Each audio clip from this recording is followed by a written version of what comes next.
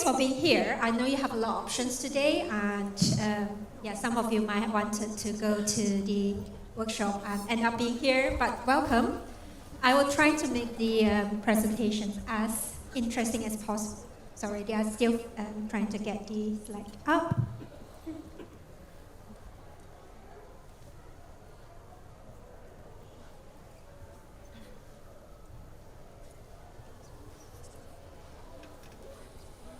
So guys, we have a little bit of technical difficulties. Okay. These guys are pro, they'll probably get it settled within 1 to 2 minutes. Okay, I'm not going to dance though.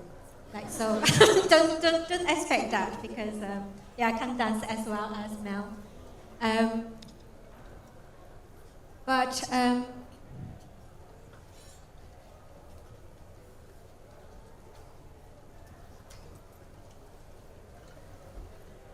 Yay, we're there. All good? Thank you. So I'm going to start my presentations by telling you a small story. So many years ago, I was interviewing participants in the Philippines. And normally, when I interview participants, I normally will ask them, or tell them about what the interview is about, how long it's going to last for, and so on. And I normally will end my introductions by asking them, do you have any questions for me before we start? And normally, participants will say no. But this Filipino participant say, yes, I want to know how old you are. Now, I'm not secretive about my age, but it caught me off guard because it's not very common for someone to ask you these personal questions in a professional setting, especially when you first met them. But I was fine in telling him my age because, first of all, I know his from the recruiter, so it's only fair he knows about mine. But secondly, and most importantly, the reason he asked for this question is because he needs to know how to address me, because the Filipinos actually use different terms to address people who is older and younger than them. So it's very important for us to not to make any quick judgment, but to understand what actually drives certain behavior and actions. And this is just on the personal level. I see that a lot in my daily life because I'm actually Malaysian, but I live in the UK for 22 years and I work with people around the world. But also, not just on personal level, the same concept or principle actually apply in business sense. Understanding a market or their local culture and context is often the reason that actually led to a business or company successful, or they have to exit a market or region. So for example, Uber have to leave Southeast Asia, and also Starbucks, they have to close down 70% of their stores in Australia. And just last year, Sephora actually have to leave South Korea from the market after they're losing $9 million to $30 million in 2021 and 2022. So I want to actually expand a bit more using one of the examples. So let's talk about Sephora. So Sephora, let's start with their customer experience. So they apply the same sales strategies as in other countries where they offer in-store beauty advisor and giving you advice on what you need and what you want to buy and so on. But South Korean consumers are actually quite advanced and mature, so they prefer to browse themselves. So this immediately these connections between what is being offered and what the consumer wants. And then there is their product offering as well.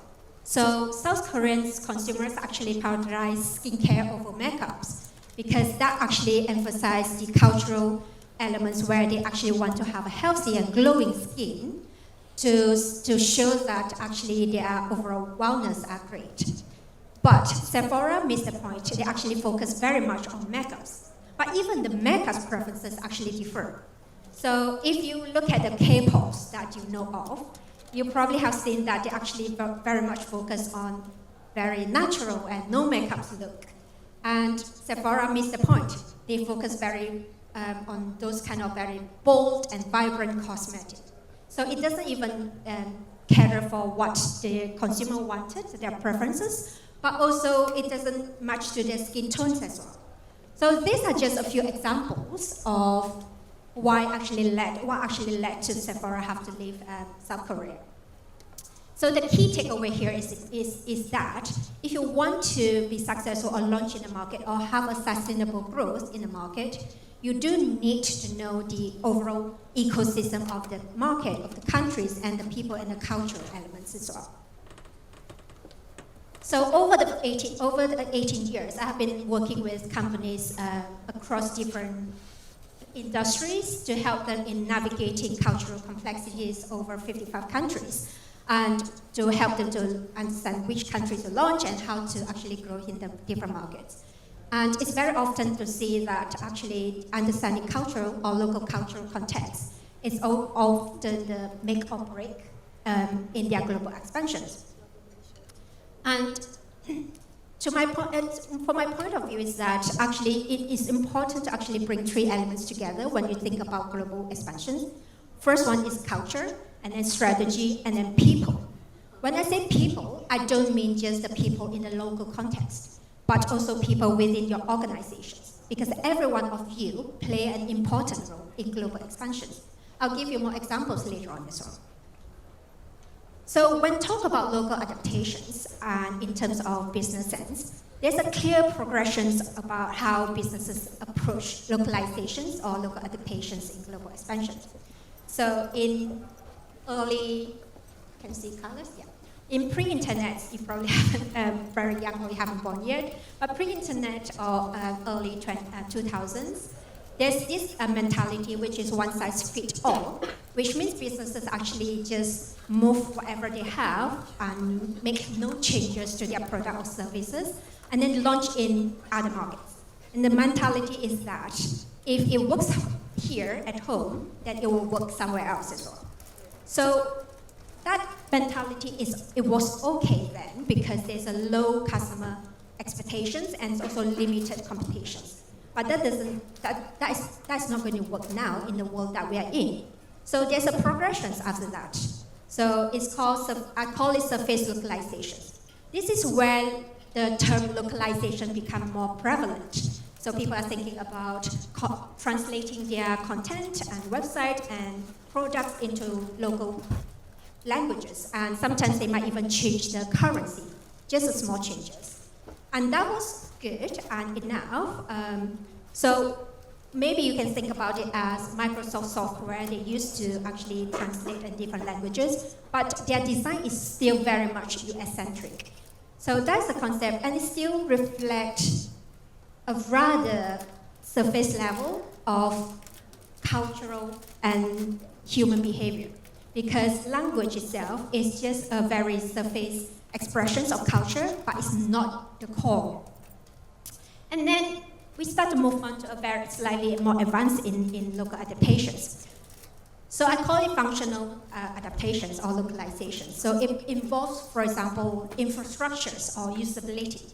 For example, payment methods. So companies start to realizing that if they want to be successful in China, they need to incorporate Alipay or WeChat Pay or UPI in India and so on.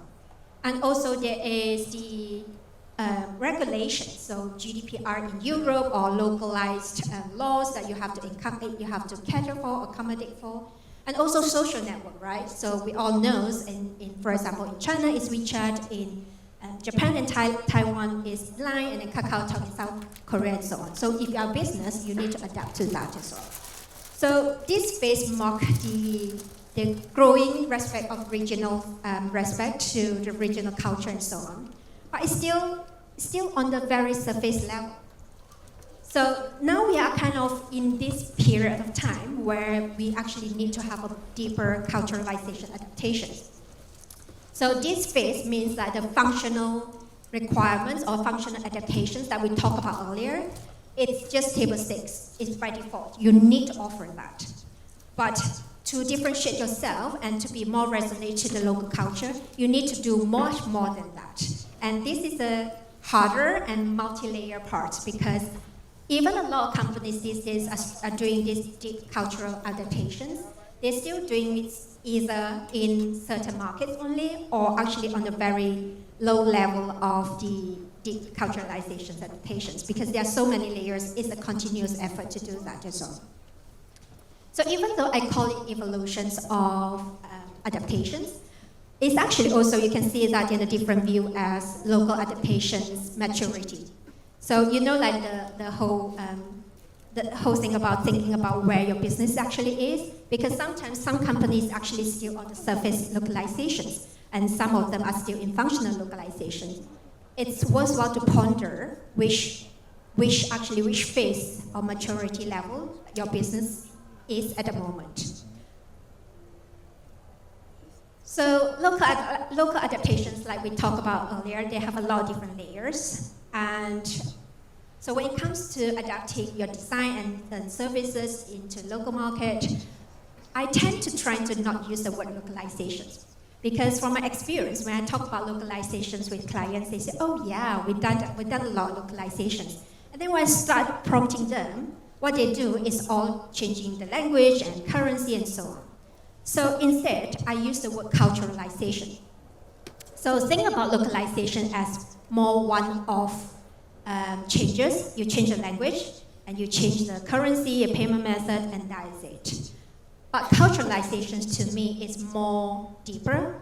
It's a deeper layers, and it's more continuously learning about your users and the market, and continuously trying to connect with them in that instances. But what is culture?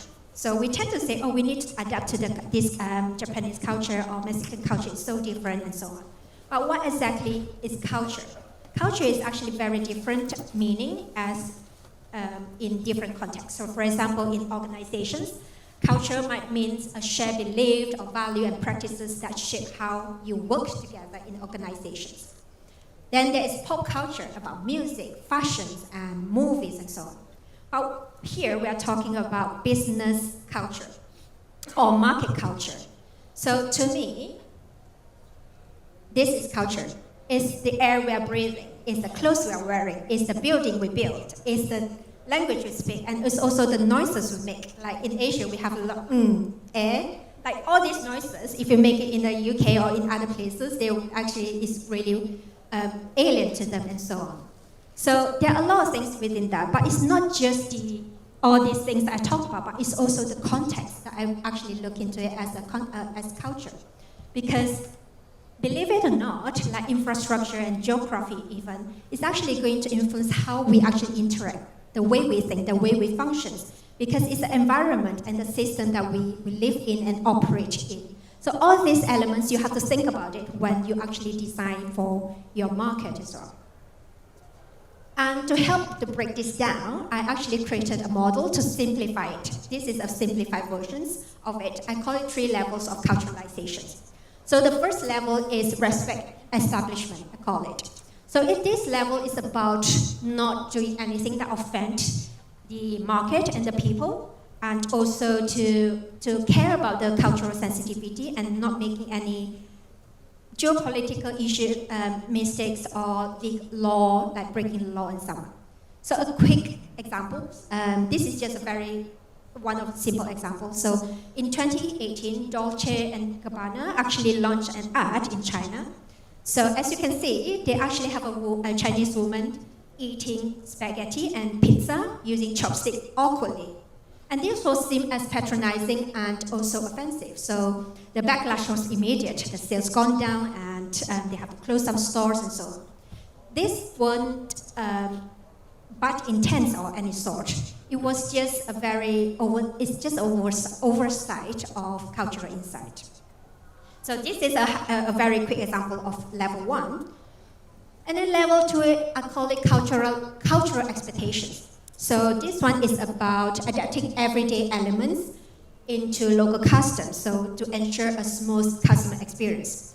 So here, there are a lot of examples. So one of them is payment methods, right? So it's something that you expected, I'm familiar with, and this is how I use it, so offer that to me. So this is Lazada payment method page in Malaysia and in Thailand. So in Malaysia, you have touch and go, and in Thailand, you have True Money and so on. But it's not just payment method, these are other examples as well that you can find in level 2. So for example, naming conventions. in Malaysia, I'm Chuchu, but in the UK and other part of the world, I'm refer myself and I feel informed as Chuchu Tan because of the first name and last name. So when you design a website or on different markets, even the forms, you have small details like that is important to kind of like make sure the order is correct as well. Otherwise, you are going to capture the different things and people are not familiar and experience their feeling in the forms will be harder as well. So there are a lot of examples of that in level 2. Normally, level 2 elements won't change much. So you tend to change it once and it will stay in the same way for a long time, apart from social media and also possibly the payment method. For example, in Brazil, for years, boleto bancário is the payment method that they've been using. So it's mostly like a bank check kind of thing. So if you were in Brazil, you need to offer that kind of payment method. But then, in 2021, PIX actually being introduced and launched within half a year. They become the most used payment methods until now. So PIX in Brazil, this is a photo I took when I was in Sao Paulo 2 years ago. So this is where you actually homeless was asking for money using their PIX number as well. So it's as prevalent as that. Small details actually matter. So when I worked with Ritz-Carlton, and they just make some changes in terms of the characters on kanji symbol and also remove the decimal point. That itself actually helped them to actually increase their sales for 150%. And that is the first level and second level. Now it's the third level. It's again is a bit deeper and harder to achieve in more complete sense. So I call it experience enhancement. So this is where you can take your services and products to another level, so you stand out a bit more. And it's about understanding the local culture and beliefs and so on that we need to look into. I was trying to find examples that is closer to home and also easier to understand as well. So Touch and Go money pocket, packet. Most of you probably are very familiar with that, right? So for those who are not, so it's basically features that you can send money, a small amount of money to a pool of friends or family. I only came across this. I don't live here, so I don't really know that, but when Chinese New Year last year, my sister actually put a chunk of money and then the family just trying to see how much they can grab each person. It was fun. It's not going to make you rich or anything. But it's actually being launched and used for fun gifting, like Duit Raya or Ang Pao, because it's actually close to the culture. You probably don't see this as localization of some sort, but from a point of view of business, if it comes into Malaysia, this is actually something that's very linked towards the cultural value and social norms. So this is kind of examples that you can see from a different point of view. If you're designing for other countries, understand their culture, what matters to them, what makes them more connected to each other, and so on.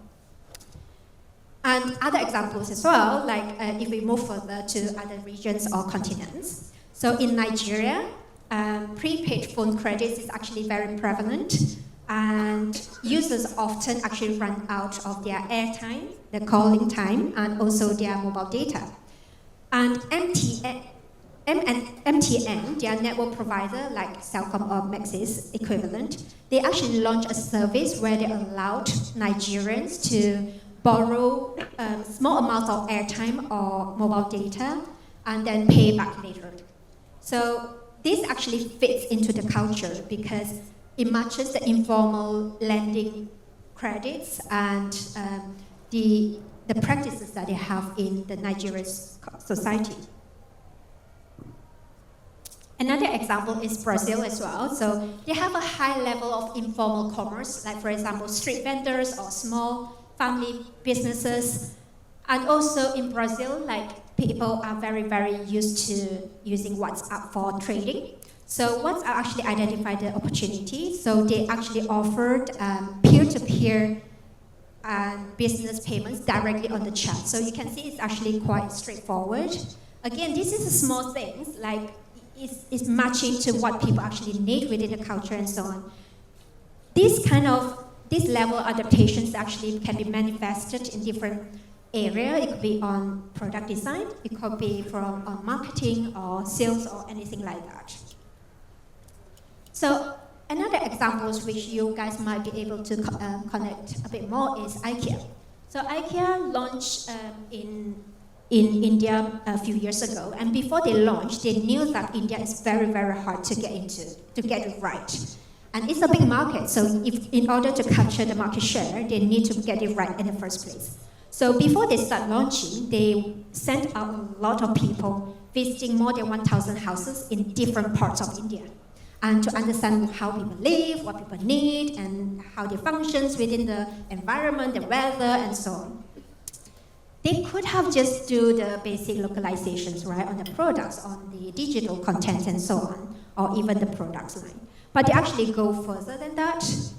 Their researchers actually found that, so for example, they found that Indian population is actually shorter than the Western or European, so their countertop and cabinet is actually lower height. And then they also observed that there's a lot of impromptu visits from families and friends, so they actually, on the product lines, they have a lot of folded chairs and stools that they sell. And then they knew a lot of kids actually sleep with their parents until they go into elementary school. So in their showrooms, they also include child's bed alongside with other furnitures in the parents' bedroom. And it's not only that, they knew that it's very price-sensitive culture or society, so they actually tweak their pricing as well on that. And also in the cafes, and they also cater for that. They have samosas and also vegetarian meatball, which is very different from the famous Swedish IKEA meatball. And they also cater for 1,000 seats in their cafe to accommodate the informal family setting, dining style in the Indian family. So they do a lot of these kind of adaptations, and you can see adaptations actually go across different layers and different parts of the businesses as well. So as you can see, the whole ecosystem so there are two ecosystems I'm talking here. One is the ecosystem of the market that you're looking into, right? We talk about all the things about culture, but also the ecosystem within the organization. Everyone plays an important role here. So no matter what role you are, products, design, or marketing, or whatever that you are playing, or technical, you play an important role to helping your business in successful in a market. So we have this saying, it takes a whole village to grow a child. It actually takes a whole business to be successful in the market. And for that, actually, to make sure that you make the right decisions and inform strategies, it's very important to have cross-cultural data and insights fit into that as well. Another example, so Mel earlier saying that someone's actually posting matching, trying to find a match in this conference. So Bumble, I don't know how many of you know about Bumble. So it's an online dating app like Tinder, you swipe. So I worked with them for their Japan market. So they were in Japan for a while, but not doing quite well, and they want to focus in growing the market as well. But it wasn't just one thing that we're looking into. Like, for example, we are not just looking at products or anything like that, but we're actually looking about it in the whole business. So, for example, we have very common that we actually look into the ecosystem on the market landscape.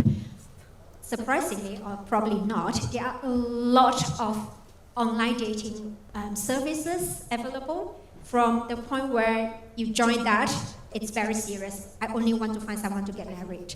So there's a proposition for that. And then you have some is like more hookup, and that's the perception people are having about the app like Tinder in Japan. And then you have in the middle where, we want to match because of our spiritual thing, or because we actually match on the sign, or hobbies and things like that. So every businesses or services within that landscape or within that ecosystem actually have their niche. So we were trying to look into where Bumble actually should sit, that much into the ecosystem landscape, but also much into their own business identity and value as well. And then we look into value propositions as well.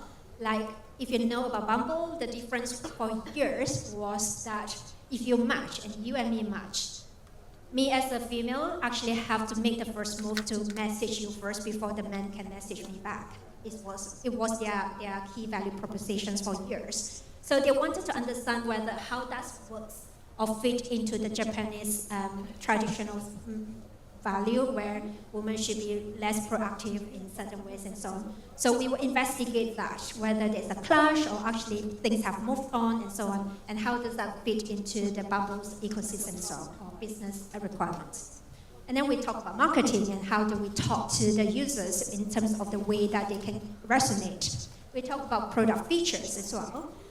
You'll be surprised, almost all of these services actually have more than 50 or 60 filters from smoking or non-smoking, which is fine, but also like when is your day off? Is that Saturday or Sunday? Or mine is Monday and Tuesday, it's not going to work. Or blood type, or do you do housework or not? There are a lot of them. And we were just like, oh, if everyone's doing it, we should have it as well. But actually, when we dig deeper into that, a lot of them are not as important. So Bumble will be able to kind of reallocate their time to build that features on something else as well.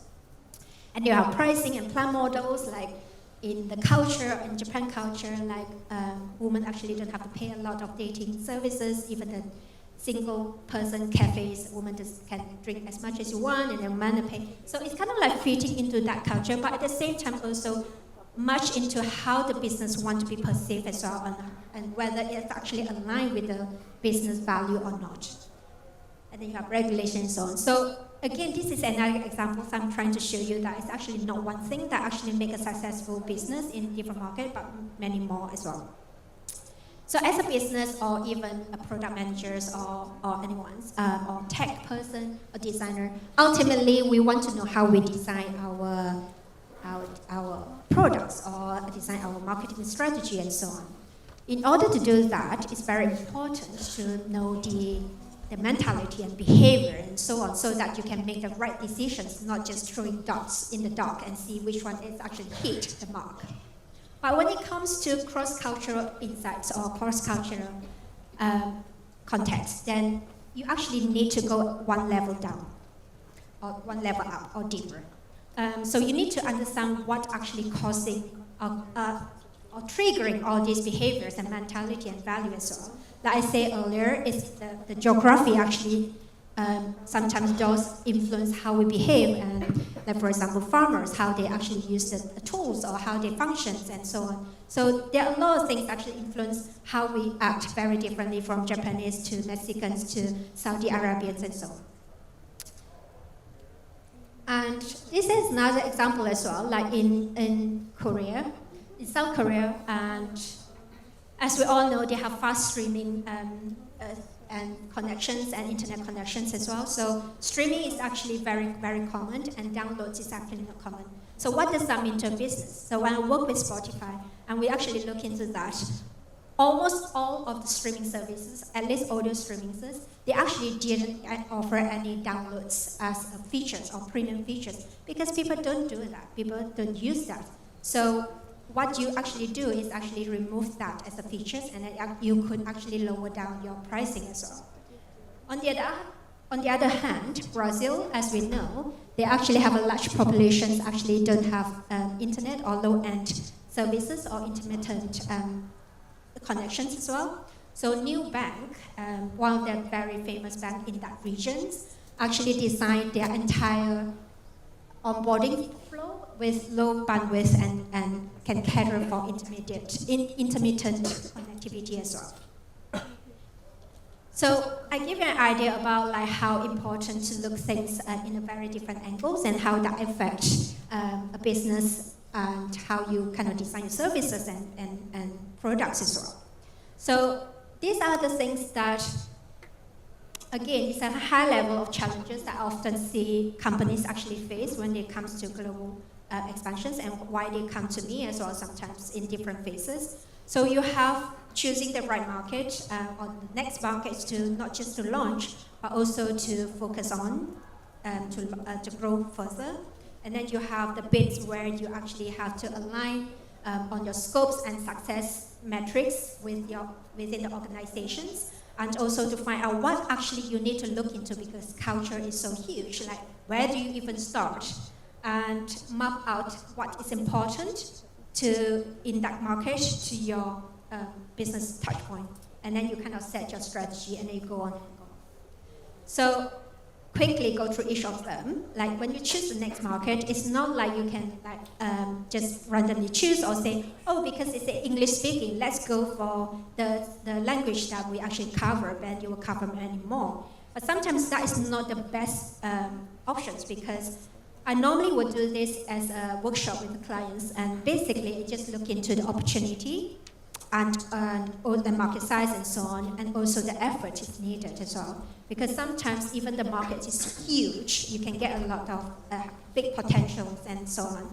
Actually, you need a lot of effort to make it happen. For example, you have to go through a really big hurdles in regulations because it's finance, or because you need to re-educate and changing their mindset and their value very differently. So then you need a lot of effort on that. Maybe it's not worthwhile doing that. So there's a lot of elements that you can look into.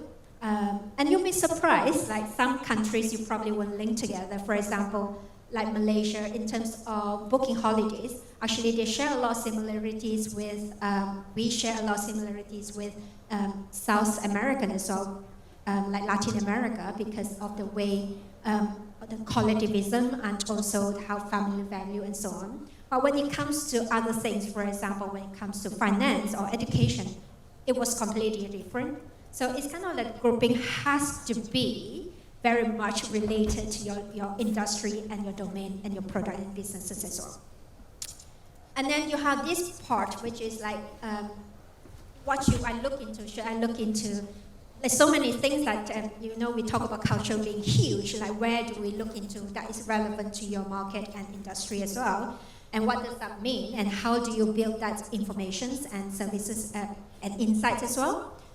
So, for example, when I was in Japan a few years ago for a few weeks, I was working with two companies at the same time. One is Spotify and one is Asana.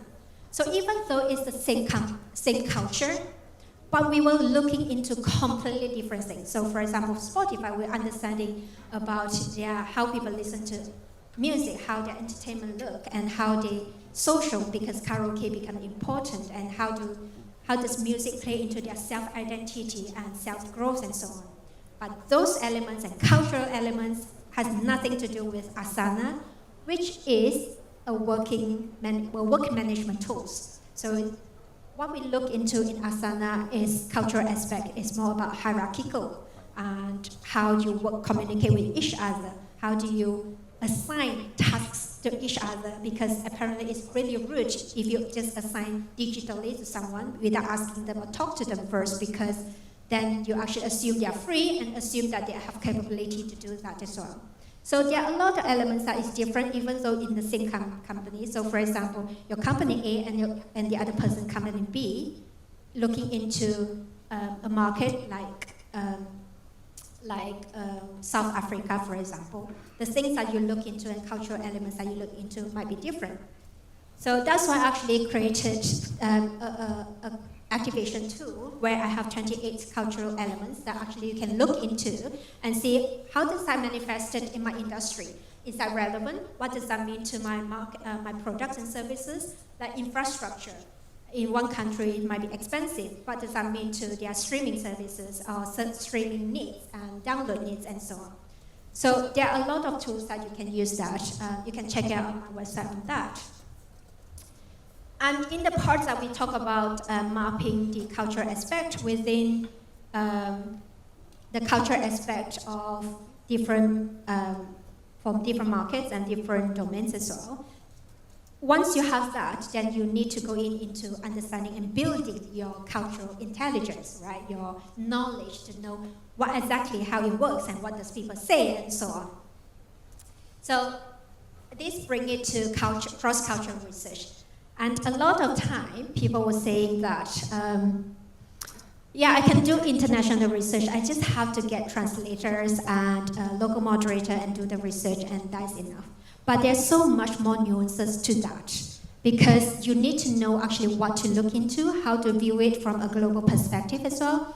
And one of the things that I learned from my experience as well, working with a lot of local team, is that sometimes we as a human, we live in an environment that we are familiar with, and we sometimes forget about things. Actually, we do things slightly different and unique from other people.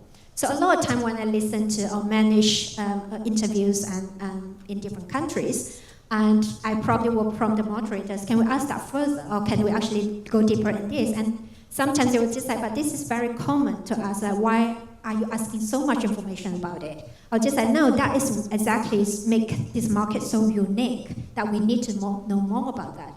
So in that instance, it's good to have local teams to help you on that, but you need also to have a good skill to have the global view to say what does that mean to a global perspective and also to your business as well. And even to prepare research, you thought it's easy. So I have done this for 18 years and managing or doing it myself or actually leading and overseeing. And I actually have a lot of up and downs and stress and that you wouldn't imagine. And so, for example, I'll give you two examples. So when I was doing research in Kenya and Rwanda for digital health services sponsored by Gates Foundation, and we wanted to understand how people, how can we use digital services to make people more adhere to their medications for HIV, TB, and mental health. In Kenya, it was so stressful because every single sessions we go to, we're running so late, sometimes even an hour and a half and 2 hours late to someone's house. Myself and the client was stressed out because we're worried that once we get there, they are not available for us anymore, or they will think we are rude because we don't turn up on time. But actually, this delay stemmed from the relaxed and patient attitude towards time. And it was fine for them. They have a lot of small talks, they come, it's fine. So this is kind of like a different way for you to plan your research if you go on the field. And then the other example is that when I was doing research for Ritz-Carlton many years ago, this is many years ago, and we wanted to understand how people, high net worth individuals, book holidays. So we invited them, we offered to pay them £750, which is equivalent to 4,000 Malaysia dollar for 1 hour. And that is many years ago, so it probably go up as well. And almost 85 to 90% didn't turn up. And we were stressed that we flew in from the UK, flew in from the US, we really need to talk to them. And we called them and they said that, inshallah, just like, oh no, they're not coming. And we're just like, how do we make it happen? And so we thought, oh, maybe we can say we will send a driver to them. Doesn't work because they do already have driver. They don't need your money, they have lots of them. So eventually, this is our fault and our fault, and also the local team didn't actually provide that information. This is like 12 years, 13 years ago. And so eventually we thought, actually, what is the cultural sense that actually important here? It's privilege, right? They have money, they just want to see a different and have different experiences as well. So what we did is the research happened in Ritz-Carlton Hotel Resort, which is a very big, I would say it's palace, look like Sheikh Palace, look like, and it was amazing, and not everywhere is actually open for public. So what we did is we get the general manager of the resort to say, as a way to thank you for your time, we are going to give you a private tour that no one's actually get to go to the space that we have and so on. It works like wonder. All of them turned up. Not only that, one of them turned up with two people. It was just like, who is the other person? So he was saying like, you wanted to know how I book holidays. So I bring my assistant with me because this is how we book. So the assistant look into the laptop and choose hotel. He was just sit there, I want this, I don't want that. So that is how they book hotels. We wouldn't have known that if we didn't offer the right things to get them over. So these are things that you need to cater. It's not like you're doing research, it's easy and that is done. That's why actually my books have a lot of tips on that, so you don't have to make the same mistake I did as well. So I only have 10 minutes left, so I'm going to quickly touch on AI. because now, like it or not, we are going to have that in our life. And also, I wanted to see how AI actually plays into local strategies and also get information from them as well. So I want to share this graph from a paper from Harvard. And it shows that the further a market is from the cultural center of where the AI is being, or the model is being built or designed or trained, the less its assumptions and information is being locally resonate. And this doesn't surprise me. This drop of the correlations doesn't surprise me because it's what I see, and I actually did some experiments last year as well to test on that. But I see that as two big implications. One is companies now more and more are using AI to surface insights and guide them in making decisions in different markets. But if those models are built on narrow cultural foundations, then they will miss very, very much the nuances that will guide you to the wrong decisions or not accurate decisions. So that's why I'm actually building AI tools where actually using my framework and also informations to help to train the AI to be able to kind of give you a more accurate information, cultural information that is relevant as possible to your domain and the market you're having. And then there's another level as well, AI moderation and analysis. So I don't know if you're aware of that. There are so many of them out there. You're outside and wondering and listen labs and so on, where the AI actually could help you to design the discussion guide and then also running the interview for you. And they will have further follow-up questions if you want them to, and then they'll analyze it from you. So a lot of companies are actually pitching that. A lot of companies are using that. But if, based on the chart we saw earlier, if cultural assumptions diverge, so does insights quality as well. So AI can translate as much as you can, but then do they have the cultural intelligence to know what people mean and ask the slightly different questions for different countries as well, and how people react, the silence, and all those things, do they pick that up as well? I'm not saying that AI doesn't play a role, and they are very important. I'm actually using that on certain projects, if they are single market or actually more straightforward.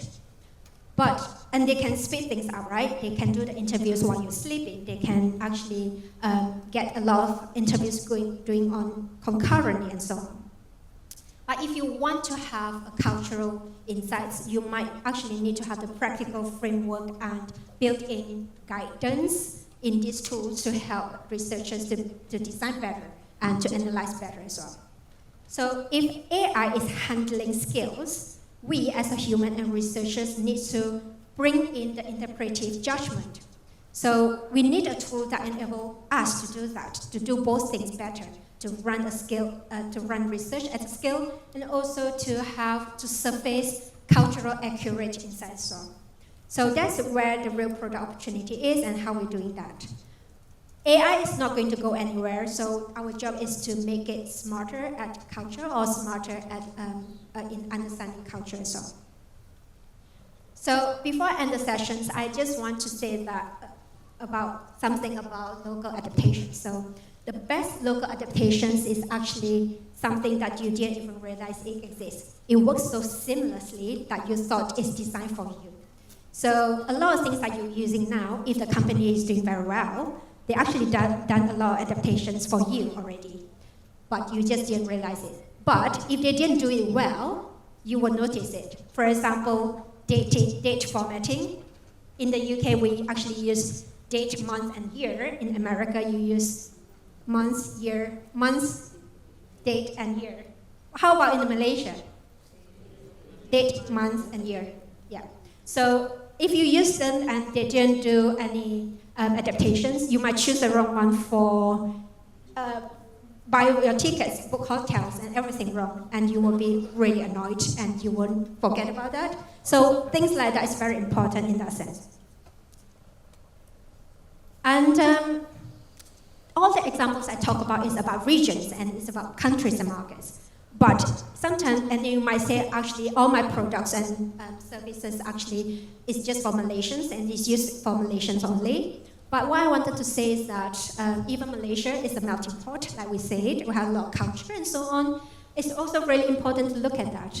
Once I was working with digital health services as well, looking into health and also the medical system and insurance as well for Malaysia. We see a lot of differences in terms of different groups, different culture, how they approach medical and medical solutions and insurance and so forth. So within a market, you also can see a lot of information, a lot of different things that you need to adapt as well. Same as America, you would thought America is different, it's more related to Canada and so on. But when we look into the literacy level and also the health conditions in certain states, actually we saw a lot of similarities that shared with some countries in Africa as well. So it's not just one thing like cultural, it's more country specific, but other things as well. So I hope you enjoy your continuous journey in finding fascinating insights and the story behind of different culture. And also you'll be able to apply it not just on your work or business, professionally, but also on the personal level. So, and last one, I'm not doing sales, but I know that from the last time I gave a talk in a product part, and someone told me that it's because my book is actually in Amazon or Apple Books, which I don't believe you can easily get. I did bring a few copies. If you want them, you can come to me as well. But again, it's just for me to share a few copies that I brought from the UK. Other than that, thank you, and come to me if you have any questions. Thank you so much, Chui. If they come to you for a book, will you be able to sign? Okay, guys, now we're ready to open the floor for questions. And while you push questions into Slido, we actually have 3 questions that Chui can preview.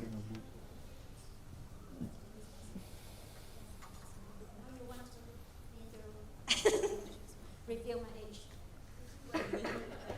Don't laugh.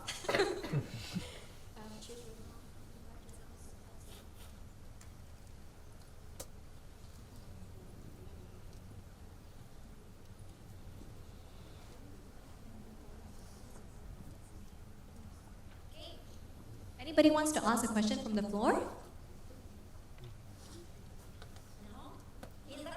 Either I was very good and clear, or you just like, I don't know what she's talking about.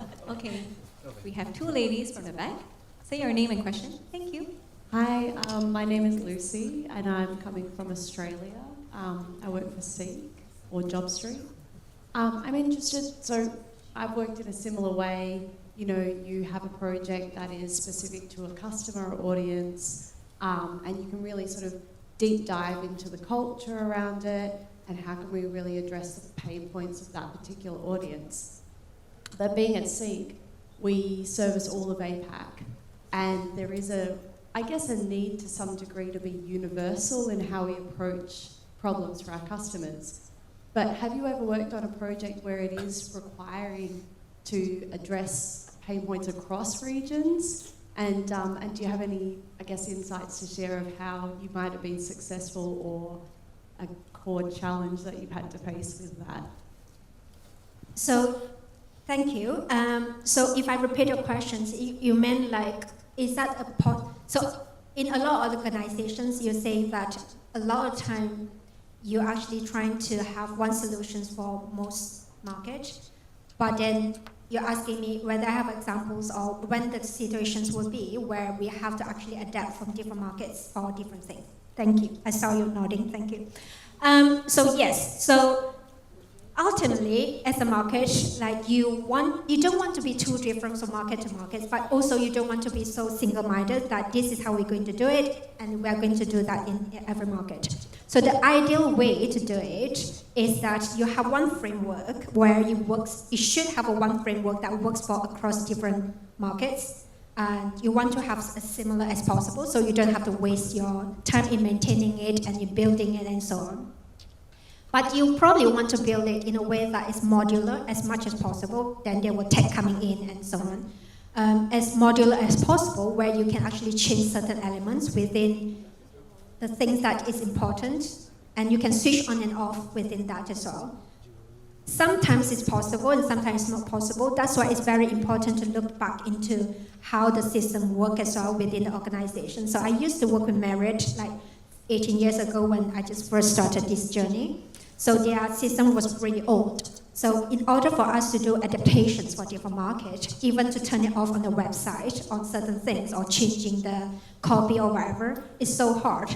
So we start to actually make changes like slowly in terms of helping them to build the system into a way that it's not like US-centric, that is US, and that is it. And then the rest have to add up. It's more about finding the similarities between all of them and build that as a core framework. And then you kind of adapt the other things accordingly as well. And how much you adapt is it depending, right? You have a decisions whether, okay, the market wants that, but that doesn't mean it might clash with the organization's value. So you want to see how much you want to go on that journey with that as well.